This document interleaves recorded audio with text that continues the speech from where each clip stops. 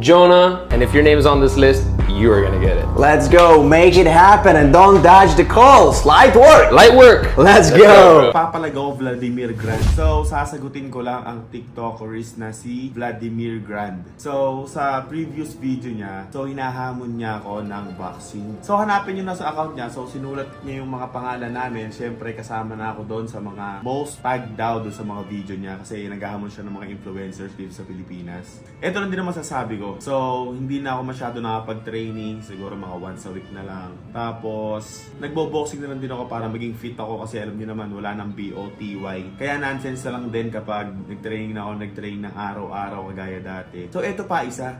Nagtaka ako kung bakit wala si Sol Papi doon sa nilista niya kasi lagi din kino-comment yun kasi syempre kapag tinatag ako ng mga ibang mga viewers doon sa mga nagtitraining siya, naghanap siya ng kaboxing na influencers, andun ako sila American, sila Sol Papi. So bakit wala doon si Sol Papi? Pero syempre siguro alam niya na din na Sol Papi malakas, di ba? So kaya ang hinahamon niya ngayon syempre yung mga influencers na nagbo-boxing din, di ba? Pero hindi ganun katulad kagaya dun sa US na training, di ba? Tapos 6 months ka na nagtitraining kay Ninong Manny. So sa mga nakapanood dati ng vlog ko, galing din ako kay Ninong Manny dyan sa Jensen. So, sinasama rin ako sa training, kaso nga lang, puro basketball pa ako nun, diba? Wala pa sa isip ko mag-boxing. Pero ngayon, papalagaw Vladimir Grand. Siyempre, basta bigyan mo ako ng 2 months preparation. Kasi busy na ako sa mga business ko ngayon. So, paano magsisimula tong event na to? Kasi, naging promoter din ako sa Battle of the YouTubers, tuntukan ng mga sikat ni Boss Jonah. So, paano yung mga sponsors? Paano yung TF ko? Yung TF mo, diba? O kaya TF ng iba, nasasali, diba? Kasi hindi madali itong event na gagawin, di ba? Depende kung sagutin ni Ninong Manny. Basic na basic yan. Kasi waste of time na kung magbo-boxing tayo ng wala lang, di ba? Magboxing tayo ng walang pera, di ba? Kasi kapag businessman ka, syempre, gusto mo, kikita ka. Hindi lang ako, syempre, pati yung ibang mga sasali, di ba? Kung lalaban sa'yo. Syempre, may mga iba pang laban yan. For example, tayo yung main event, di ba? Syempre, may mga 2, 3. Yung mga wild card, di ba? Basta money talks, G ako. G talaga ako.